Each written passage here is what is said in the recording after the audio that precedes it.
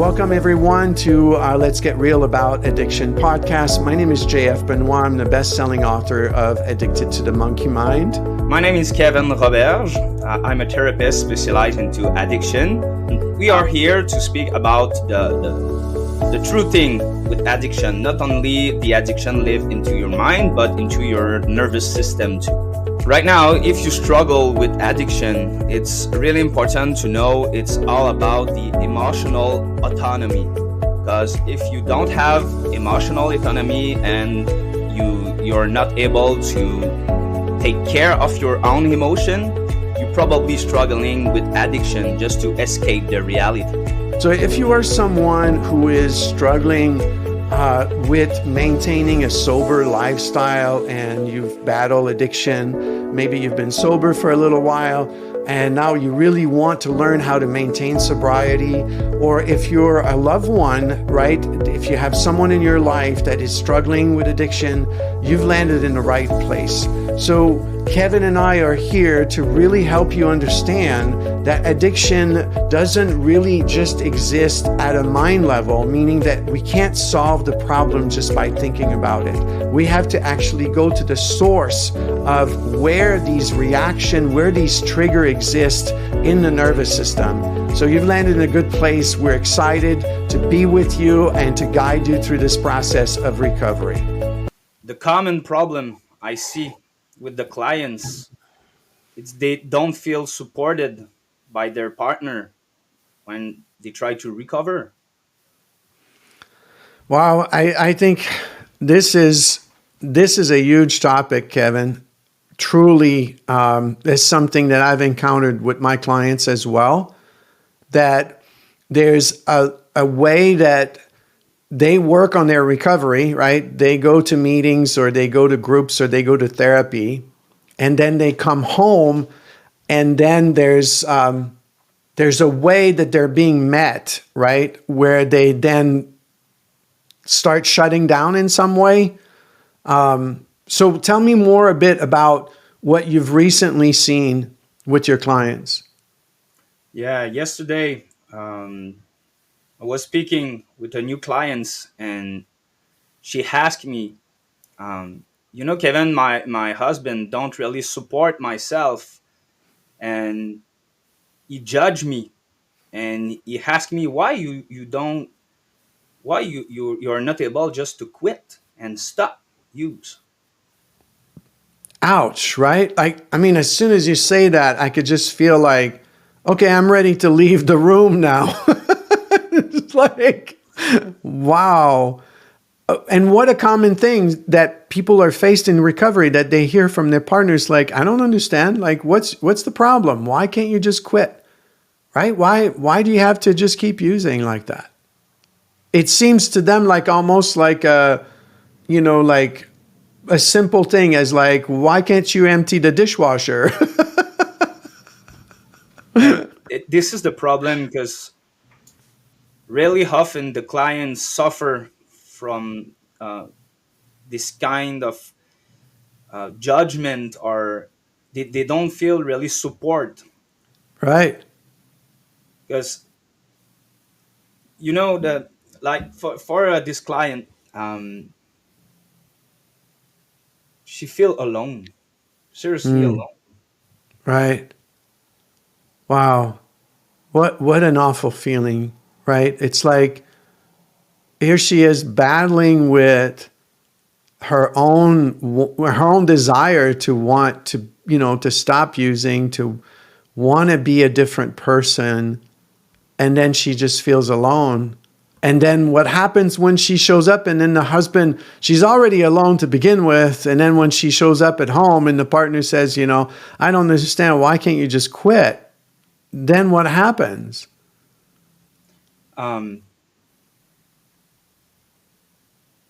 Sometimes the clients doubt about himself, like, They doubt themselves. yeah.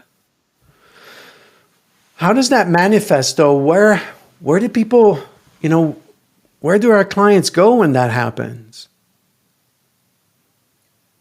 They implode, they shut down,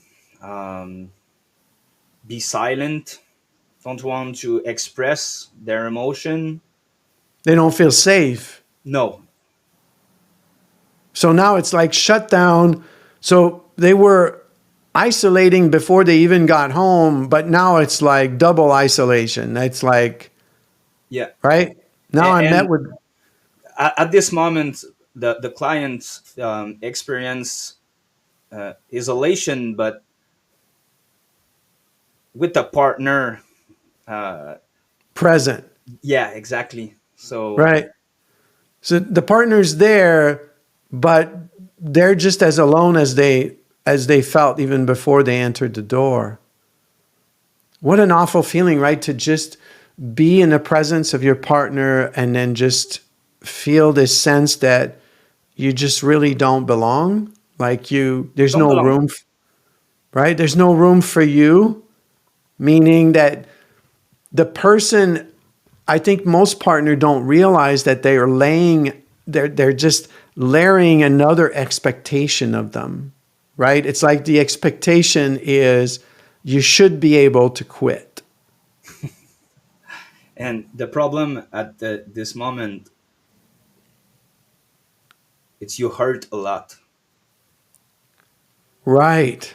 So when you So you, understand,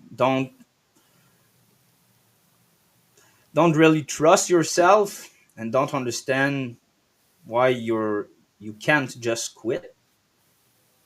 It's all the thing are based on the willpower.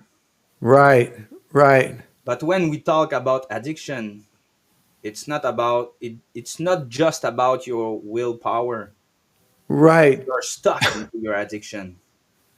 right. And I like what you're saying here. There's this hurt, right? It's like the person's already hurting before they even connect with their partner. They're already within that struggle, feeling defeated with themselves, right? Trying to find that willpower that you're describing, and then being met with an expectation of, or this sort of statement that just seems to the partner like, yeah, why can't you stop? Why can't you quit? To them, they receive that, even though that's not what the partner's intention is, but they've received that like salt on the wound, right? It's like now, whoa, now it's like probably what happens for most people is extreme self doubt, like starts creeping in. And then their own judgment starts spitting in, right? Like, okay, well, maybe, maybe they're right, meaning, this is like so crazy, right, Kevin, of how we get so fast into distortion of ourselves, right? So the person, I'll give you an example, the husband says, why can't you quit? And then the translation in their own head will be something like, yeah, you're right, I can't quit. Or I'm a bad person because you're right, I should be able to quit like you're saying, and I'm not. So now, holy cow, right? They're just overwhelmed with one statement. Now they're spiraling into shame. And at this moment, this is why the clients feel really alone and sad. Right. Because there's no hope in this. No. And There's no hope because it's like, it's like meeting a brick wall almost. Like, you know what I mean? It's like you're trying to move forward, and then all it takes is one comment. And I want to emphasize something that I think is really important for all of us to understand. Okay, it's easy for most people to believe in cause and effect, meaning the partner says XYZ, which is the partner says, why can't you quit? And then the person thinking, you see, that's my problem. My problem is my partner, right? It's so common, right? That it's like that's the tendency for most of us, right? It's important to understand that the partner never said what we're thinking in that moment, right? The partner never said you're bad. no, The partner never said you don't have willpower. Right? no, None of that came out of the mouth of the partner. The partner didn't say, I don't believe in you. The partner didn't say, you're worthless. So what's interesting is we have to start, right, by sort of developing some kind of awareness that we're not listening to what our partner is saying. But that's a tall order because we're spiraling into shame. So how in the heck are we supposed to get ourselves out of shame to be able to see accurately what our partner is saying to us? This is the distortion when you experience a less autonomy affective or Right. Like what you were saying is that in those moments, we're not in charge of our emotions, really, exactly. right? We're At this moment, I face the distortion because, like you said, the husband uh, don't say, "I don't trust your process. I don't trust you," or uh, he don't. He didn't say that you're a bad person, or but you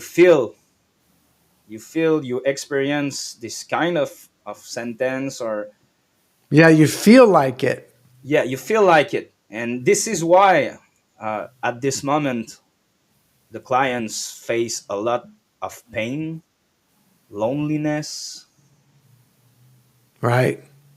and they Right. hurt. And it's ironic that if you really truly spend time with the partner and ask them if they want the best for their loved one, they would say, "Of course I want the best." Right? Even when they say, "Why can't you quit?" That's what's driving their desire is they do want their partner to be sober. They're not even conscious that they're adding salt to the wound. They're not even aware of that. Right? And that's the irony, I think, of what we're touching upon here is that this is why recovery is so hard. What you This, mean? Like well, with all your clients, how can you tell the listener about what you mean right now? Why recovery is so hard if the partner think you just need to quit? ultimately, it's like what I see clients do is that they hear it as you're right. That's the immediate response is like, you're right, but then emotionally, they don't feel like it's possible. So if the partner's right, but I don't feel like it's possible, then I'm in a quandary. I'm at a dead end here. Yeah, I can't, there's no win in this. it's hopeless. Right. So believing that the partner is right, meaning the partner only said, "Why can't you quit?" Right? Like it should be easy. Like it's just about just We stop agree. the behavior, right? Exactly. Yeah. And it's like, so, but if we follow and we say that's right, that it's easy, but the experience is the opposite, there's nothing easy about it, then we're in conflict, right, with ourselves immediately. We're not meeting ourselves where we're at, which is, I hear that you think it's simple, but the reality is that it's not. So if the partner could start communicating that, like owning that and saying, "I hear you," right? It's like, "You're absolutely right. I should be able to get there." And it's like, but the truth is I'm in so much pain.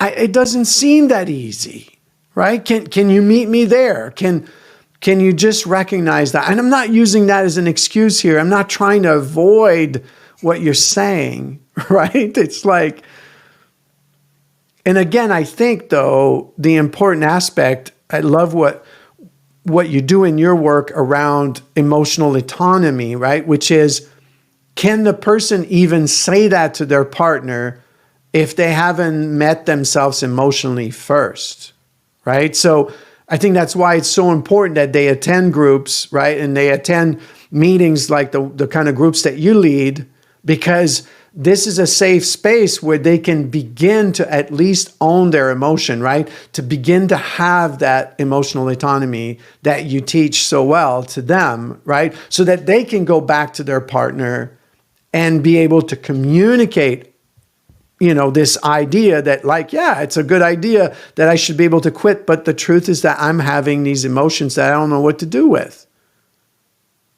It's a good idea. Whatever the group you join or anything like that, um, try to be kind with yourself. It's like a gym.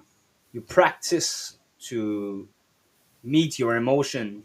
So if you feel lonely right now because your husband don't really support yourself, it's a good opportunity to share this experience with other people who experience this too. So you're not alone with your pain. You're not alone uh, with this kind of emotion. So if you can share it and feel free to share it in a secure place, after it will be more easier to say at your partner, I know I should quit, but to be honest, I'm afraid. Right, right. This is so beautiful what you're pointing out. And I'm noticing as you say it, I'm not sure that all groups are created equal in terms of that kind of support that you're talking about. Because I often see people attending groups where the groups feed drama, where the group feed, yeah, you're right, your partner is being a jerk, right? Or, right? And that doesn't lead us towards authenticity, and that doesn't lead us to feel safe about our feelings, right? It just perpetuates more blame.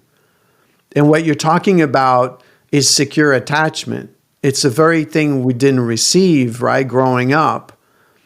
And that it's a blessing to experience a circle. And I'm so grateful that you lead those groups, because it's so needed in the world.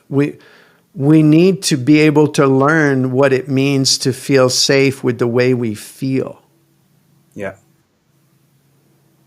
and Uh, how it's beautiful it is to learn that. it's um it's good to hear you um, talk about this because I know in your perspective, it's really important too to put some secure frame. Right. It's stunning, I would say, that this is the core issue that it's epidemic in our society, not just in addiction, but this fear that we have in society of being rejected for how we feel. Right? And it's not like feelings are not something to be rationalized with, right? It's if you meet your emotion with your thinking, then you're not really meeting your emotions. Emotions are an experience to have. And I think for me, what I see is that I led a group last night, and I noticed that one woman said, I am so grateful that you're brave enough, JF, to lead us through this process while we're all kicking and screaming at the fact that we don't want to feel our emotions.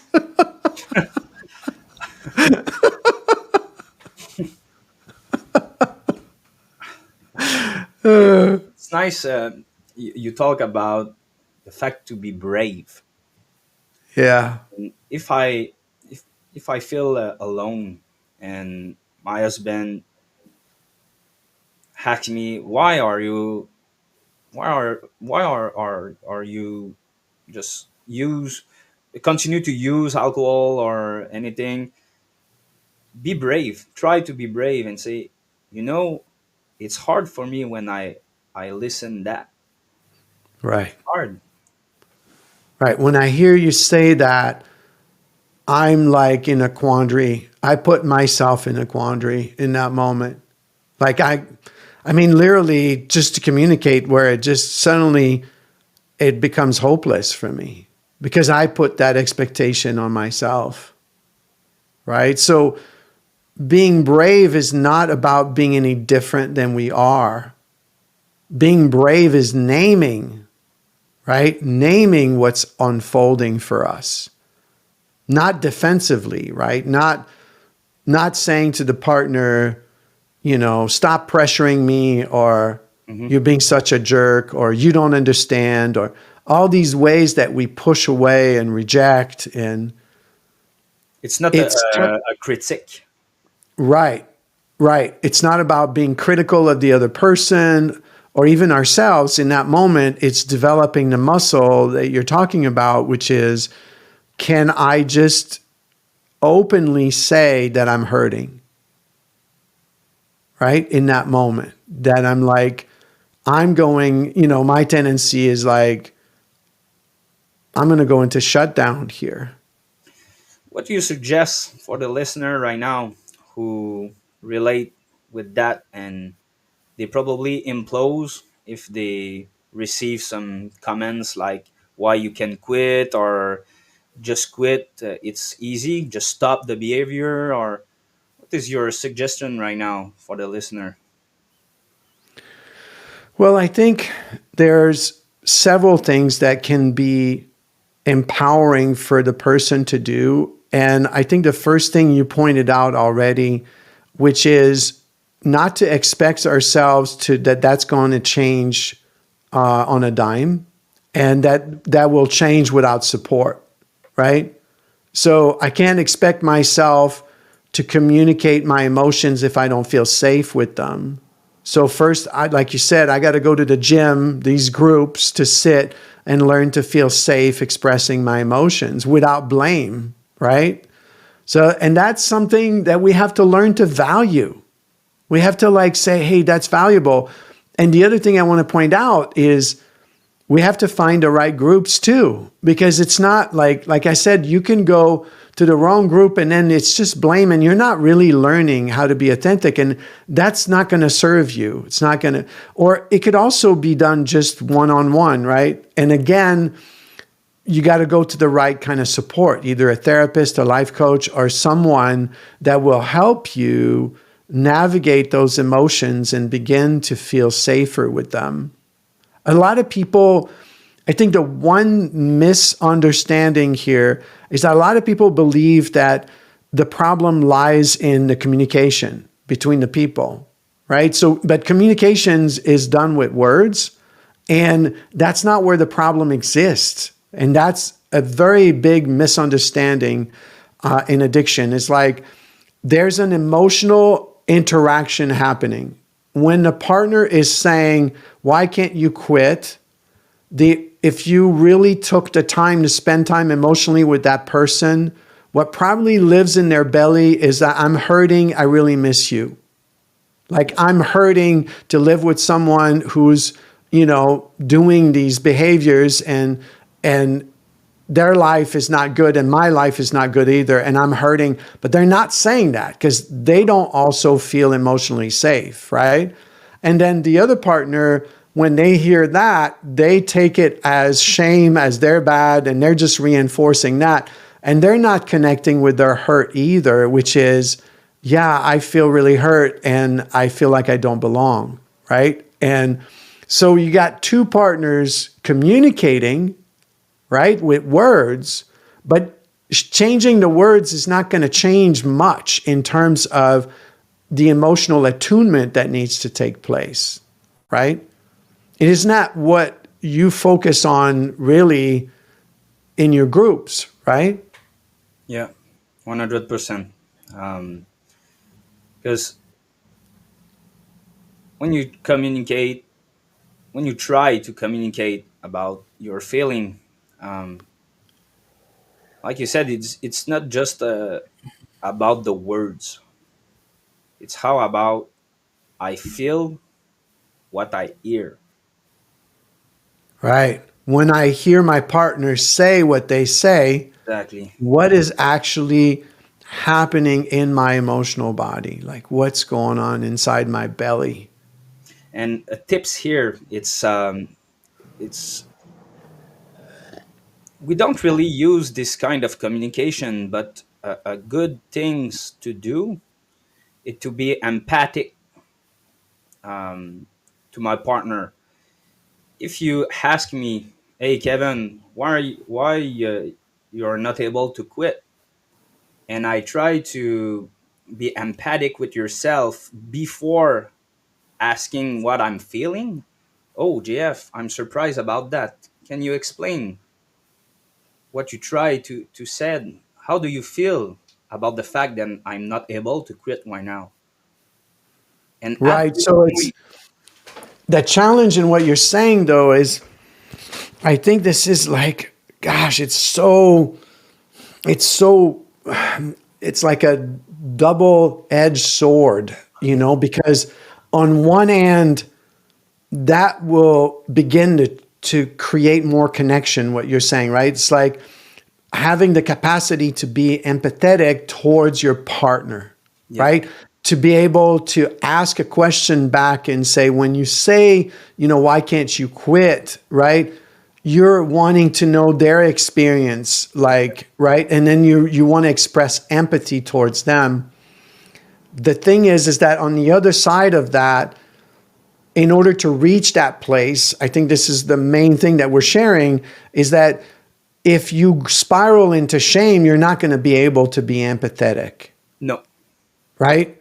And so it's really important to know that that's where we're heading, is to be empathetic towards our partner. And that will radically change the dynamic for sure once we're able to reach that. But in the meantime, if I'm spiraling into shame, I have to go and address that. the problem here, this is why I'm asking these tips. Try to be empathetic with your partner before explain how do you feel, like if you feel shame, because that's create more space for your partner to be empathetic too with your own feeling. I see. Here's the thing. Is it, in your experience, do you see that people are capable of kind of pausing the spiraling into shame? It depends. With Yeah. practice, okay, this is a kind of practice we can do in our groups. Yeah. We can practice that. Okay, just stop, um, take a back step, Yeah. Take a and step back. Yeah. step back, yeah, sorry. And okay, just try to address your partner and try to understand and um, être intéressé, be interesting Right. about Be how. interested in your partner's Yeah, experience. So I like what you're saying there. It's actually a practice of shifting the focus away from you, exactly. right? That's the muscle you can build. Like, so it's like let go of focusing on yourself because you're spiraling into shame anyway. So, and then just shift the focus onto them. Yeah, Tell me about your experience, and that heads towards connection, right? Towards we can establish more support because, well, I mean, our partner is in, this might sound really weird to somebody who's in recovery, but our partner is also in a lot of pain. yeah. And at this point, the difficult part, okay, you asking me if the clients are able to do this.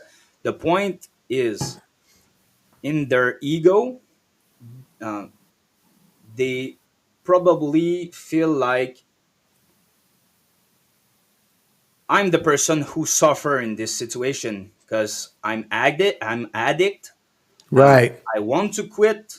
I try to quit. I don't feel support. My husband judge me, and you want to me to be kind about my partner and just uh, try to understand how he feel.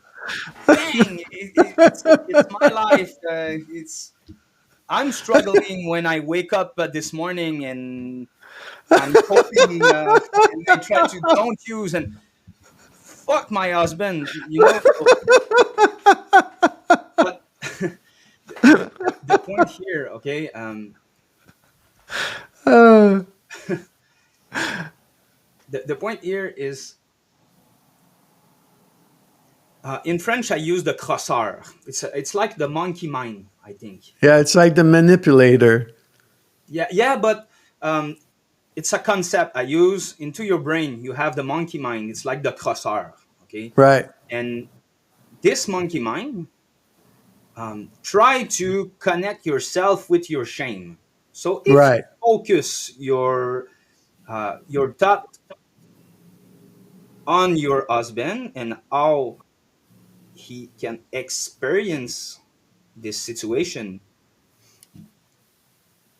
it detach me. Yeah, it detaches us from our own shame. Yeah, and this is the tips, because Right, I'm with the addiction, with the monkey mind, with the crosshair. I'm stuck right, right. in this Because, box. and that's what I talk about in Addicted to the Monkey Mind, is that the real addiction then is that. Exactly. It's to see myself through the lens of shame and to constantly, regurgitates and ruminate in this constant state of shame. Yeah, you're right. I'm a piece of shit. And yeah, I don't add up. And in reality, all that does is create so much anxiety that then it has no other place to go but to start using again. Yeah, and try to to cut off the monkey mind. Right. It's fascinating how I love what you're saying here of like there is a simplicity. It does require courage because there's such a strong pull to want to stay in our own shame. That's so weird, but it's so true. Like we just, like you're saying, we want to push our partner away and say, you don't understand how much, like we think we're saying you don't understand how much pain there is. But what we're actually doing is you don't understand how much shame there is. And I need to go swim in my shame. I'm laughing, but it's not funny.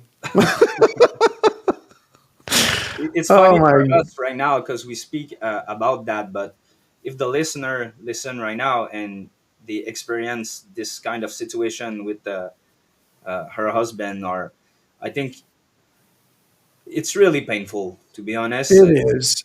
It is. And my laughter, I notice from me after years of doing this work, my laughter really comes it's not laughing at the pain, it's actually laughing at the irony that we're stuck into. Like there's some things that we don't understand, right? Like we don't understand how shame will never serve us.